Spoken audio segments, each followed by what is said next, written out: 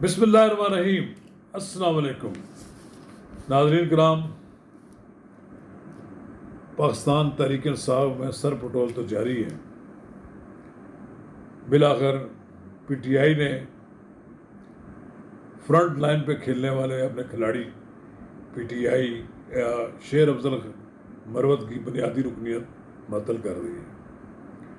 तो नाज़रीन कराम, कबल इसके हम आगे बढ़ें, हम शेर अफजल मरवत के साथ होने वाली जो नाइंसाफ़ी कह लें, ज़्यादती कह लें, जो कुछ हुई है, इससे उनसे हमदर्दी का इज़हार करेंगे।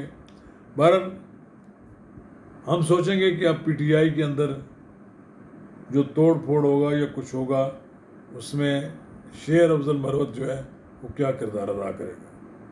नाज़रीन कराम, कब इसके हम आगे बढ़ें, अगर आपने मेरा यूट्यूब चैनल नवाज़ रज़ा के साथ अब तक सब्सक्राइब नहीं किया, बराए करम इसे सब्सक्राइब करें, लाइक करें। हम आपको बिल्कुल गैर जानबदाराना तबसरे देंगे, कोई उसमें मुबालगा राय नहीं होगी।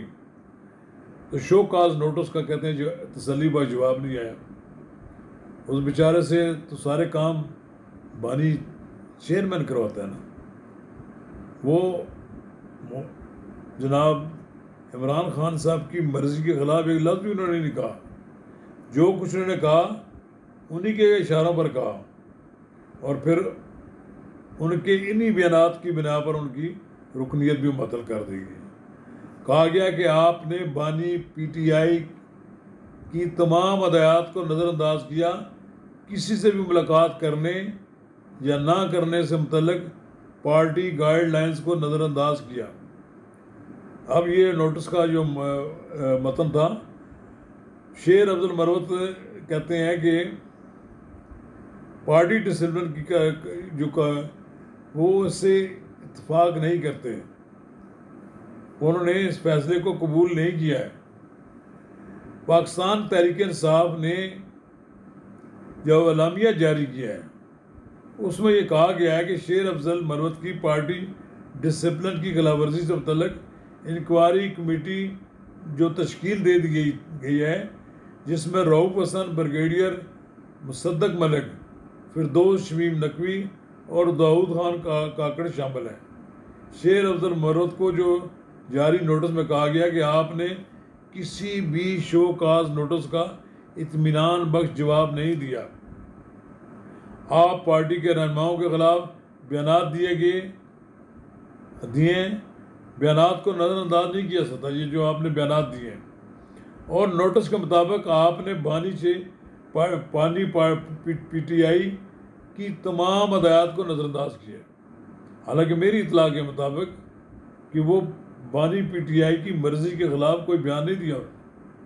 वो इतनी जुर्रत ही नहीं कर सकते कि सऊदी अरब के ख़िलाफ़ बयान दे दें, वो इतनी जुर्रत नहीं कर सकते कि वो किसी लीडर के ख़िलाफ़ बयान दे दें। सारे बयानात के पीछे हमारे दोस्त इमरान खान ही हैं, उनकी मर्ज़ी के मुताबिक वो करते रहें। अब वो कुर्बानी का बकरा बना दिया गया उन्हें। अब कहते हैं नोटिस के मुताबिक आपने बानी पीटीआई की तमाम हदायत को नज़रअंदाज किया।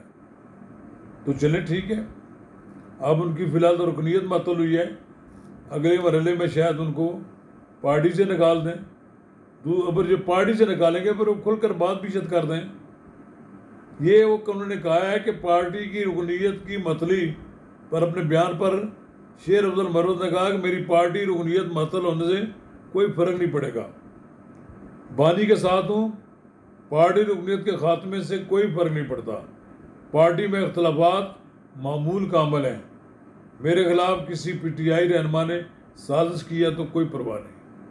वो इन सब बातों के बावजूद डटे हुए मैदान में कहते हैं कि पार्टी के अंदर कोई फॉरवर्ड ब्लॉक भी बन रहा है।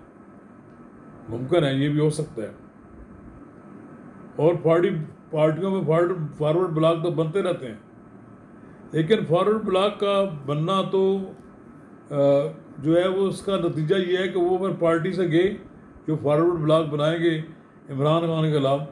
क्योंकि इस वक्त तो पोजीशन ये है कि अगर वो जो कहा है फवाद चौधरी ने कि अगर मेरा ड्राइवर खड़ा हो और मैं उसके मुकाबले में खड़ा हूँ, और मेरे ड्राइवर के पास पीटीआई का टिकट हो तो मैं हार जाऊंगा। यही बात है कि पीटीआई के टिकट पर इलेक्ट होने वालों में बेशतर खंबे हैं, उनकी अपनी कोई हैसियत नहीं है। कोई शख्स किसी को वो टिकट दे देते तो लोग उसको वोट देते। लोगों ने बगैर बल्ले के निशान के भी लोगों ने वोट दिए। लोगों ने आंखें बंद करके उन पर मोहरें लगाई। अब अगर कोई ये समझता है कि मैं पार्टी से निकल जाऊंगा और फॉरवर्ड ब्लॉक बनाकर कोई मैं बड़ा कोई मफादात हासिल कर लूँगा, मुमकिन है पार्टी को एक टफ टाइम तो मिले, लेकिन मुझे नहीं लगता कि कोई फॉरवर्ड ब्लॉक बनेगा या फॉरवर्ड ब्लॉक कामयाब होगा।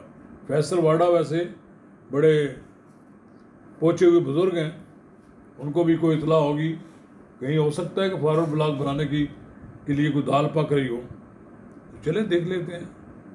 लेकिन जहाँ तक मेरा ख्याल ये है कि ये कंपनी नहीं चलेगी, फॉरवर्ड ब्लॉक कोई कामयाब नहीं होगा।